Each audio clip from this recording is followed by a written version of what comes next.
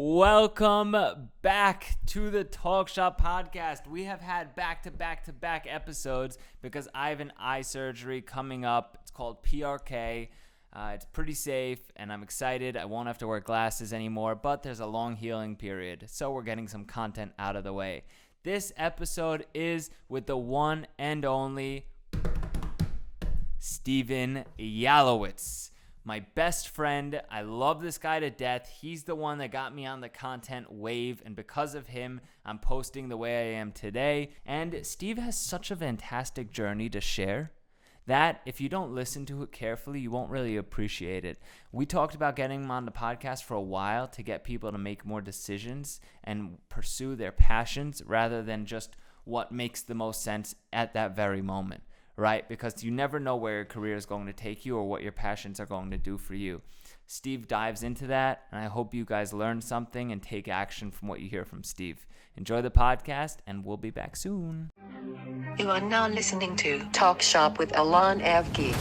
Well, Steve, it's a pleasure to have you on the podcast. You're one of the founding members of this podcast, right? If I remember correctly. Talk Shop with Allon Avgi. I'm so happy to have you, man. We've been talking about this for a while, and finally you're back from all your crazy traveling until you go again. So introduce yourself to those that don't know you. Well, hello. My name is Steve Yalo, or Steve Yalo, as I go on social media. What do I say? A lot of people know me because I like to travel. Right after college, I decided to leave my corporate marketing job. Oh wow. Alon's getting a phone call. Damn, I didn't put Do Not Disturb on. Wow. It's the first time that's ever happened on a Allon Avgi podcast. All right, keep going. Tell us the story. All right, so my story, is so much.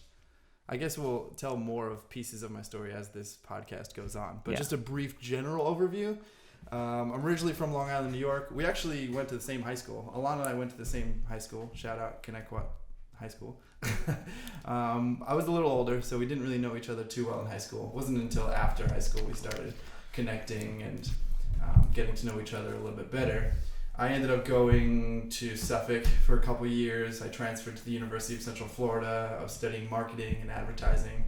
And it wasn't until my senior year that I got introduced to travel in the way that I wasn't used to. Like, not just a vacation, but really a pretty insane travel experience. The Red Bull Challenge, as I've told you before. But for anyone not familiar, I was a senior in college, and I heard about this crazy travel challenge hosted by Red Bull called Can You Make It?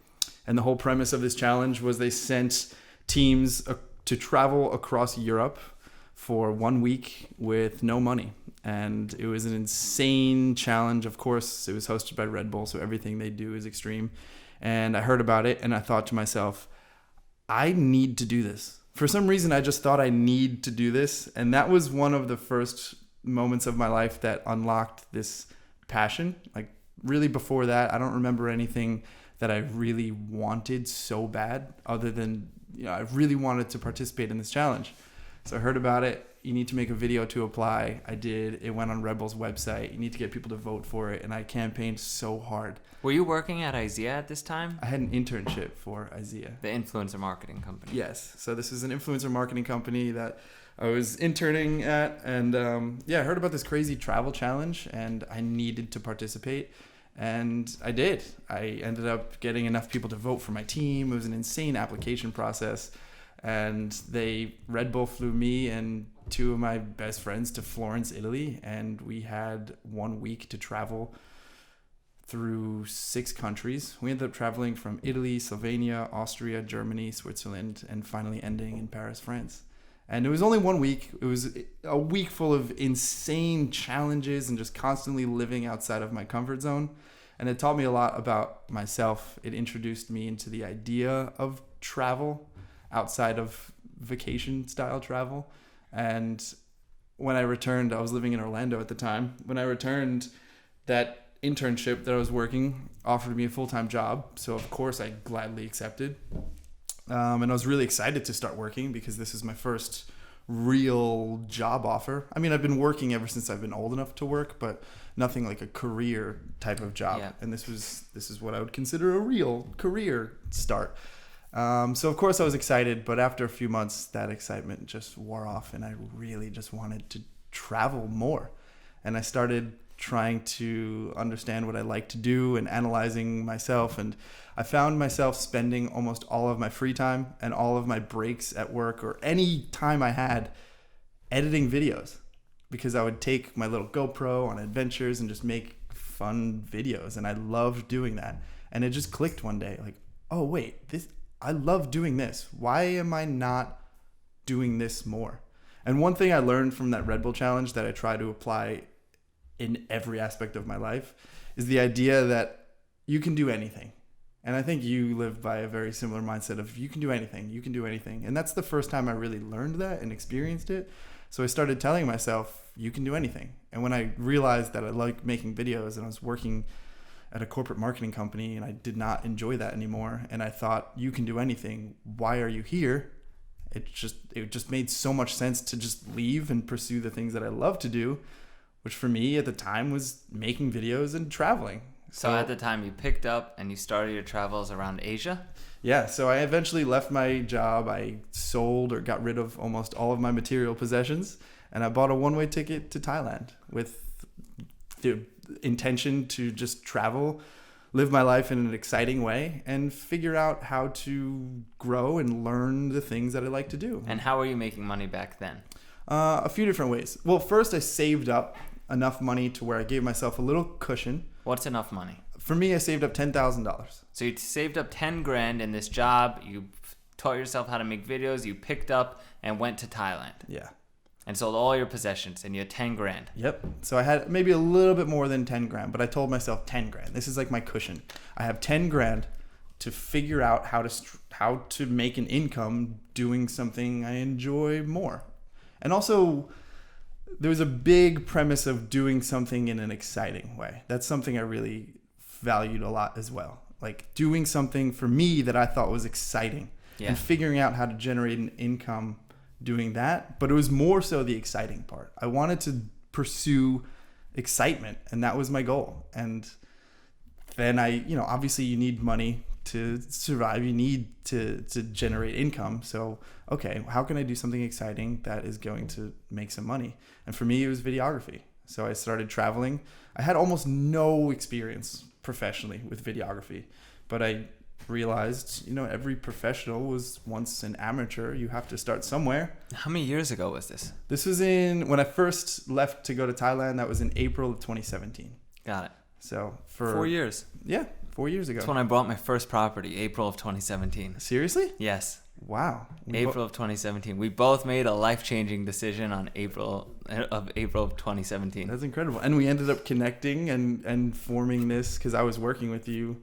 I was traveling full time until COVID shut the world down. Yeah. So then and it was going great. I'm skipping over a lot, but in those over 3 years of full-time travel, I learned so much, not just in the idea of making videos, but also just life. I learned so much about myself, about the world, about people. How many different countries did you go to in that time frame? Up until COVID when you stopped? Just a little bit over 30, I think. Wow. Yeah. So 30 countries. Yeah. And I spent a lot of time in each country too. I was traveling full time, like just full time travel. And at that time, how were you making money? When I first left, I obviously wasn't making money making videos yet, but that was my goal. So I was making videos, but then I had a little bit of experience with marketing. And back in 2017, the term influencer marketing was something that a lot of people in the marketing world knew. Like everyone recognized the value of working with social media influencers, but a lot of brands didn't know how to execute that properly. So then my one real career experience was working with an influencer marketing company. So I just went on freelance sites and called myself an influencer marketing expert. And I worked with a few very small brands who wanted influencers to talk about their brand, but had no idea how to execute that or didn't have the time or resources. So that's what I did for a few months while I was traveling. I just worked remotely, connecting brands with influencers. And it was very small scale, just very part-time work. But, that wasn't my passion. I was more passionate about travel and video. Yeah. So I only did that for a few months when I first started traveling. So your career gave you that cushion to go travel, that $10,000 cushion. Your passion, right, your hobby became your hustle. Yeah. Right? You were traveling around the world. And then you took what you learned from that career and turned it into your tiny business while you were traveling just to keep you afloat until the passion turned into a full-time company. Mm-hmm. And then I started connecting with more people. I started a YouTube channel, so I started getting a little bit of traction on that. So there was some income coming from YouTube. It took a long time to make income from YouTube. How many followers do you have on YouTube? Subscribers? Right now, like 63,000, which hasn't grown at all in the past year, because like a year ago I hit like 62,000, and in the past year I haven't really put much effort into growing my YouTube channel at all. Why is that? I've a few different reasons. I have been focusing a little bit more of my effort in other places, trying to diversify my experience. I was working with you a lot. Like I was about to get into this before, but I was traveling full time until COVID shut the world down. And you're spending time on TikTok. Yeah. You're going viral on TikTok. My TikTok followers has recently surpassed my YouTube account. So I don't know. I spent a lot of time and energy making YouTube videos, and it's tiring. And I was hitting this point where I was realizing I was making videos because I felt like I had to and not because I want to. And that's where it just clicked, like, okay, I'm going to take a step away from this, because I love, the reason I started doing this is because I love doing it, and I don't want to lose that love for it. You know? Yeah, you're a passionate guy. Exactly. And I wanted to take a little break from it because it started turning into something different, and my intentions started changing, and I really loved doing it. I was doing it too much to the point where it started getting stressful. So fast forward, right? You get to COVID. COVID hits, the world shuts down, you stop traveling, and then we started working together. Yeah, well, I came home to New York, and every time I would come home to New York, I would always get in contact with you because you're always up to something interesting. Yeah. You know, you're a very young guy doing most things that are way above what the average person your age is doing.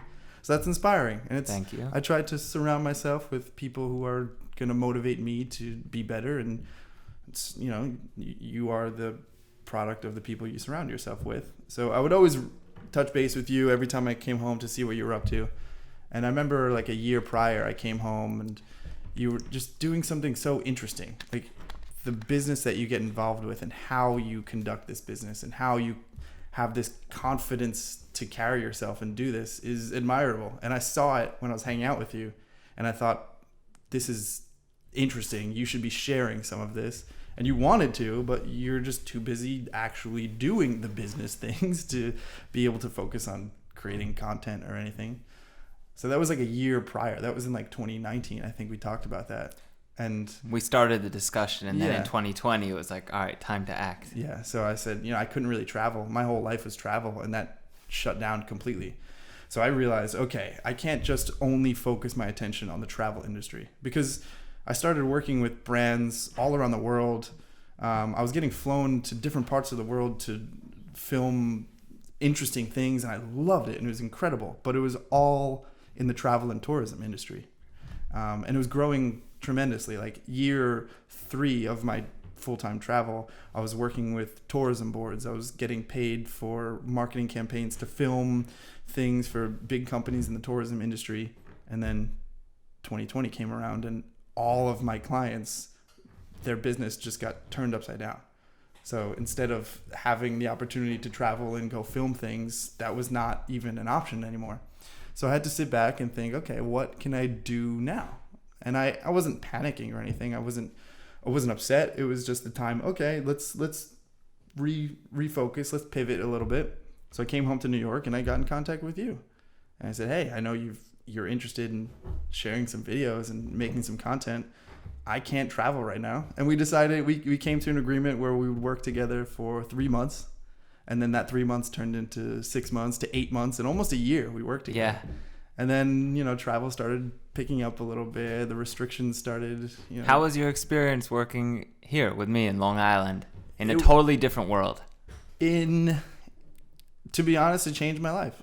And I say that in a way that's very positive, because it gave me a different outlook on so many things. now we were talking about this last night. I was looking online last night trying to find my first property to invest in. Rental property, yeah. That would never happen if I didn't spend time with you here and just get exposed to the world of investing and just the idea of business investing. So I'm definitely inspired by you, and I think that has made a positive impact on me within the next few years. I think I will be living differently. Like coming here because of the pandemic, because of working with you, changed the trajectory of my focus in a good way. Yeah, your dad told me over and over again, I've never seen Steve motivated to do something by money at all. And now his passion is colliding with money, and it's incredible to see the person he's become. Isn't that awesome, right? We evolve as people. Yeah. So like you have 10 times the money you had when you started saving now, right? Because you basically collaborated your passion with the business world, and now you have the best of both worlds. It's the remote world living, so you still get to work remote and travel the world, but now you get to really act on the business opportunities that should have been in front of you for years, that you grew into, and now you can build a real company while still pursuing your passions. It's incredible. So it's really interesting because now I'm able to combine all of that. So none of this would have happened if I didn't make that crazy decision to just pick up and leave and travel. I'm really glad I did that. Yep. And because of that, I was able to focus more on my passions like videography, travel, and now I'm combining that with some marketing as well. So now one of the reasons I stopped working with you is because I had an opportunity to work with a company, and I'm directing the marketing for a financial company right now, which is really interesting. I would have never expected this to happen. I remember when you got the call, and we were so excited. Yeah. And it's all remote, so I could work from anywhere. So if I can work from anywhere, why not go somewhere I enjoy? Like next month, I'll go spend some time in Mexico, maybe go down to Costa Rica. And you just got back from Puerto Rico. Yeah, so I still have the opportunity to travel and pursue my freedom. I focus a lot on my ability to stay free, but also combine that with my passions and do the things I enjoy. So to people that want to travel and pick up right now and just go, right? A lot of people have that urge. What do you suggest as a form of income or just security, type of skills they should pick up or things they should do if they want to go and just do that? I always relate it to finding something you enjoy. So for me, if I were to look back and thought about getting paid making videos when I was like a teenager, I would have thought, no way, I'm not good enough, right? I lacked the confidence for that. But I always try to encourage people to first not make it about money, make it about something you enjoy doing, and then figure out a way to make money around that. So for me, it was traveling and making videos. That's what I personally like to do. Not everyone would be comfortable traveling in the way that I did, because when I first left, I was on such a low budget. Yeah. I told you this many times. I was couch surfing. I was barely spending any money. I was trying to skate by with the smallest, lowest budget, and it was fun for me. I'm a very frugal person, so that was like an exercise of trying to do as much as I can for the smallest amount of pay. But basically, back to your question of how would someone want to if you really want to travel, you will make it happen. If you really want to, just like you say all the time, if you really want to invest in a property, you will. But if you think about it and, maybe I want to, I don't know, it's kind of something I'm interested in, you're not going to do it. But if you really want to make it happen, just as much as if you want to breathe, you're going to breathe. If you want to travel, do it. There might be things holding you back. You might have complications. I understand. But if you want to make it happen, just do it. There's no easy way to say that. Give us some examples of ways that you've seen people make money while traveling outside of just creating content. So many things. There's plenty of freelance websites now between Upwork and Fiverr. Also, a great way to get started is volunteering. I've done this many times. There's websites like Workaway and HelpX. These are websites where you can find opportunities for people who are willing to host you for free in exchange for some work, whether that be a very common one is like farm work, right? But then there's other stuff. Like I found this woman in Bali who owned to villas, and she wanted someone to make videos and take photos of her villas. So that's perfect for me. So I didn't get paid through that opportunity, but it extended my travels. What about for people good with their hands that have absolutely no camera skills? There's so many opportunities. I would even with the cost of labor being so low in some of these countries. Yeah, because you might not be able to make as much money, but also where we are from, things are much more reliant on having more money. Things are expensive here. If you go somewhere like Southeast Asia, it could be much more affordable. You know, the dollar stretches way further there. And it's also not only required to make money. You know, for me, I was also prioritizing experience. I wasn't focused on where am I going to get money from. I was focused on what's an interesting thing I can do, right? If I need money, I will figure out a way to make money. But for now, let's do something cool. Let's have fun. Let's live life in an interesting way. Got it. You know? Yeah, definitely. What potential do you see coming out of doing something like this with collaborating your business and your passion? Like, where do you see this going? The beautiful thing that I always try to appreciate and understand is the idea of the unknown, right? So when I first left to travel, I was talking about how I'm pursuing the unknown. As long as you do something productive that's going to help you grow and it's positive, good things will come from it. And you can't always predict what's going to happen. You can't predict that you're going to meet this person who's going to connect you to this person who might have this random opportunity. And then from there, you might meet someone else. And then boom, you're growing. And then you have so many different opportunities that you would have never predicted. And I have so many stories to give examples of that. But it's just the idea of pursuing the unknown with good intention. Does that make sense? Yeah, totally. Yeah. Totally. And then personally, yeah, like aside from just any like potential, personally, where do you see your company going in the next 3 to 5 years?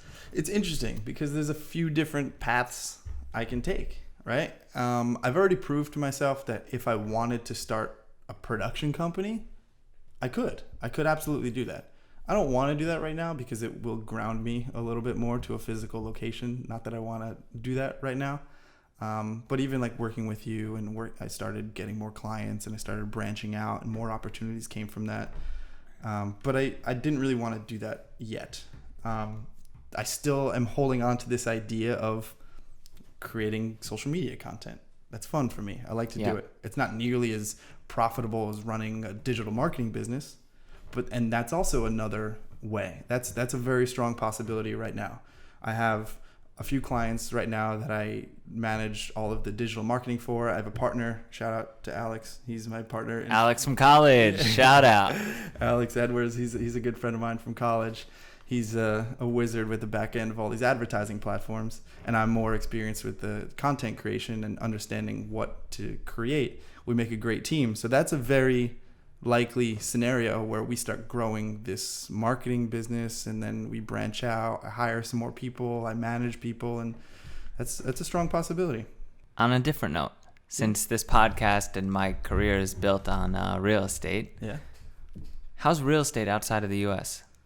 From your experience, what do you see people doing? How are they monetizing? What's like the best angle to hit it at? And just talk about your experiences and real estate. Also, I'm interested in growth markets outside of the U.S.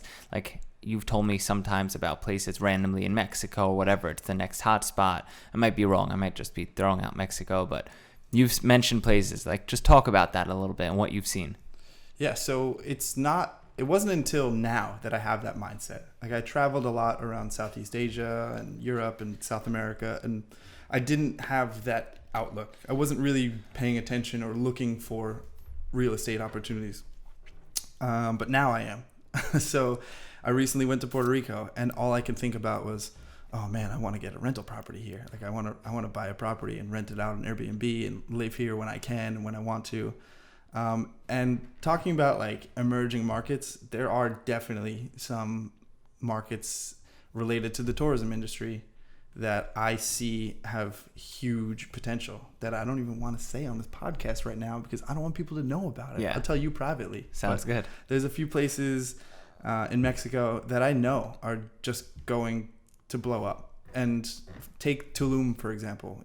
10 years ago, Tulum was not popular. I mean, it was kind of known, but it wasn't the Tulum what it is today. Yeah. And those places exist, like, for example, Tulum 10 years ago. Those places exist right now in many places, and if you go there, you can get a sense of it. But Tulum's next level. You think there's other places like that? What is next level about Tulum? It's just the place to go, right? Why though? I don't know. All the driving factors are over there. Everybody wants to be there. It's the vibes, the energy, the beach, the one main strip that everybody goes down in that nightlife. Again. It's crazy. And I just put it on Do Not Disturb. It's all right. No more TikTok live. Yeah. I mean, with what you were saying about Tulum, what makes it special is the fact that that's what is known. Like, how many other places can you name in Mexico? Cabo, not many. Yeah. And like Mexico is huge, but people talk about Cabo and Tulum and Cancun, right? Or Mexico City, but people don't really go to vacation there as much. Which, shout out Tassos, leaving us to Mexico City in the next couple weeks. Yeah. But there are so many other places that are incredibly beautiful and have so much potential that I'm trying to keep my eye on to notice. And also, that's just Mexico. I want you to talk about the experience you had in Puerto Rico, that Airbnb you stayed at where you FaceTimed me and told me the numbers and everything right away. Just give a quick rundown on how that looked. Remember it was 9 units or something like that? This woman, I showed up at this Airbnb. I showed up at the Airbnb. I met the host. She was outside. She was a blonde white woman, and immediately I saw, like, wow, she looks not Puerto Rican. So I started asking her, like, wow, this is a really nice place. It was Was she from America? She was from Utah.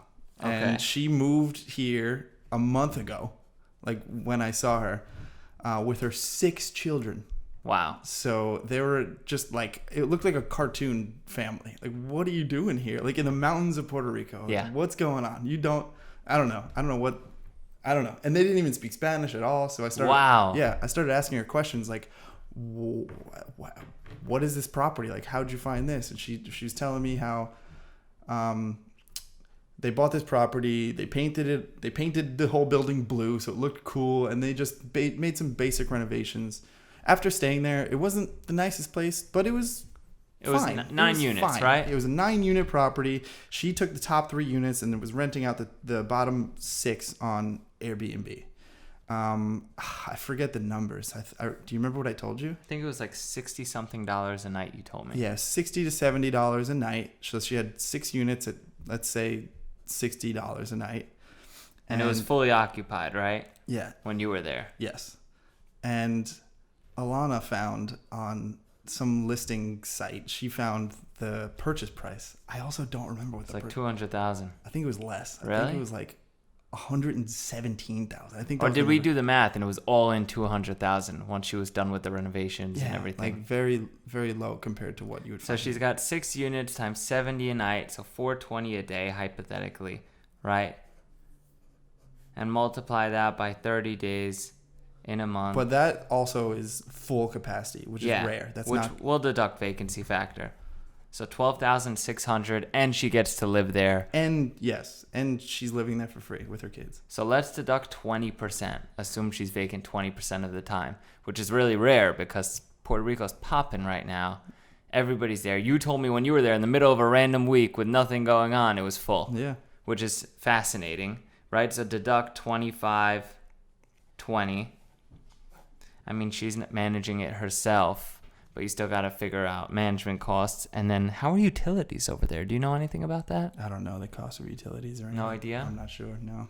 So I guess I would just say gross, like a gross number. She's bringing in $10,080 a month before utilities, taxes, all those other costs. Weren't the taxes like $2,500? It was, it wasn't a year crazy, yeah.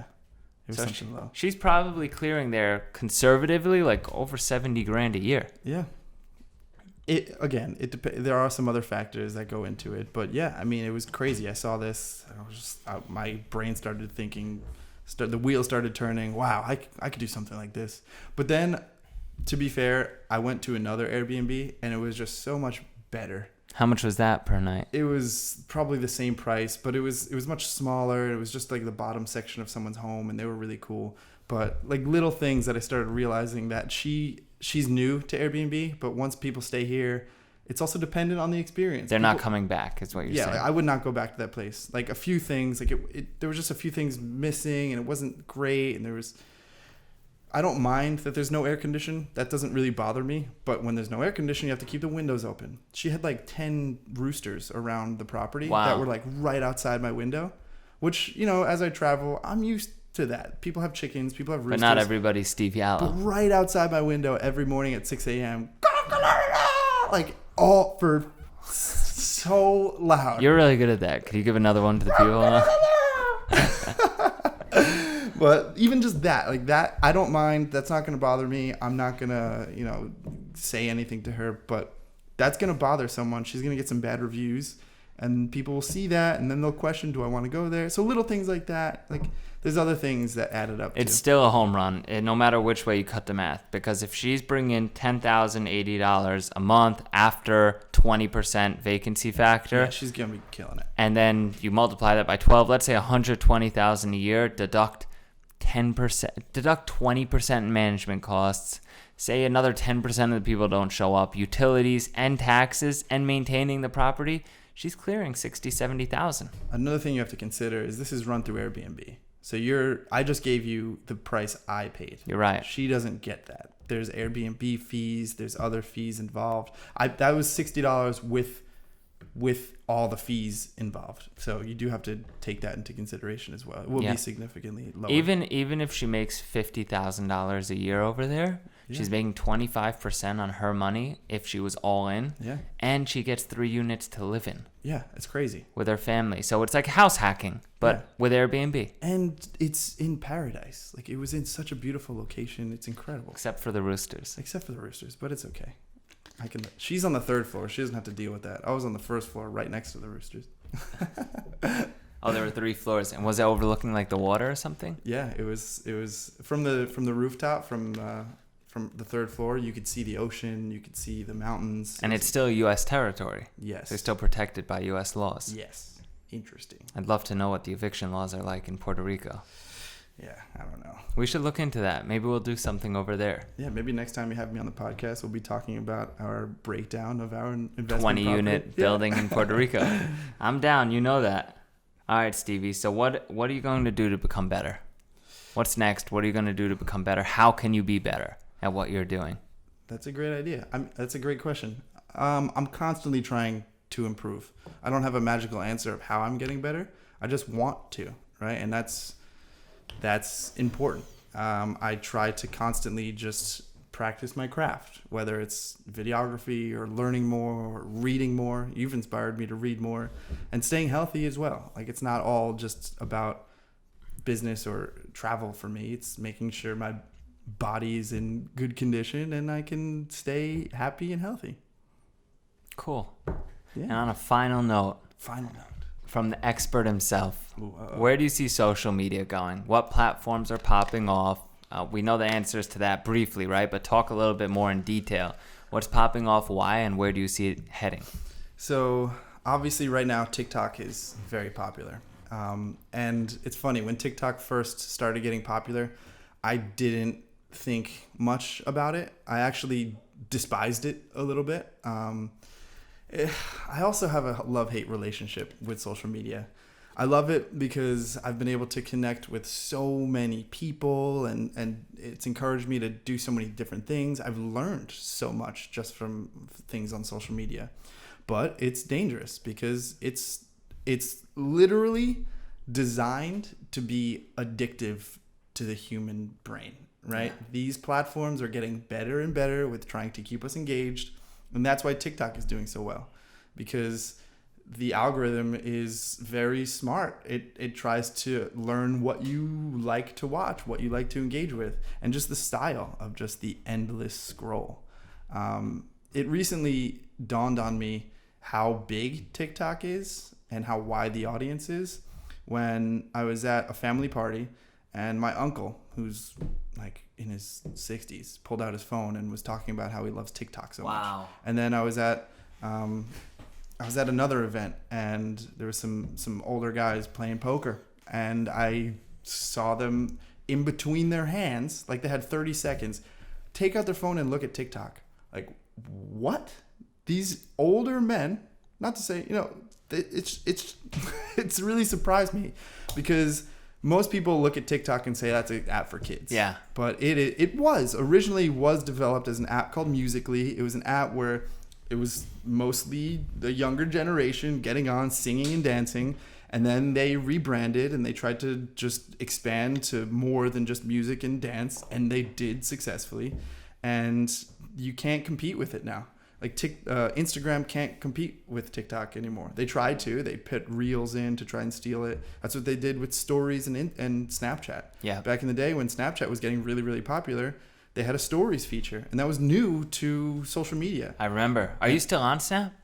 I have it, but I don't really use it. I don't either. Yeah. Instagram successfully stunted the growth of Snapchat. As far as we know. They didn't kill Snapchat, but they definitely stunted the growth because it was growing a lot. And then Instagram said, hey, that's a good feature.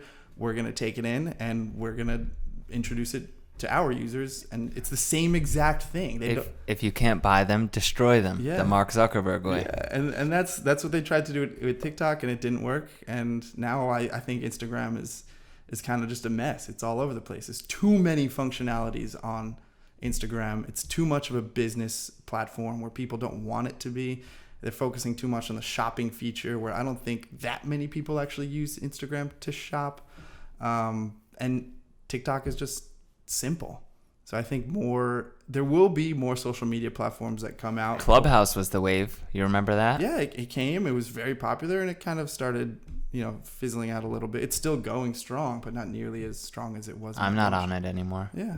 And there will be other social media platforms that come and go. And for someone like you and me who are, trying to focus on our business, it's important to stay relevant with the current social media trends.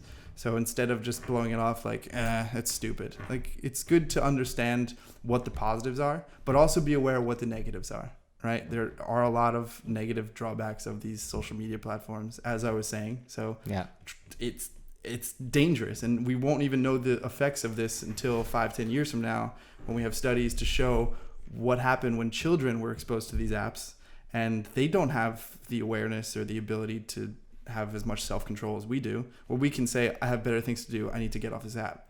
But someone who's younger doesn't have the ability to do that. In the meantime, we have to keep leveraging social media. I have to thank social media for a ton of my growth and the people that I work with.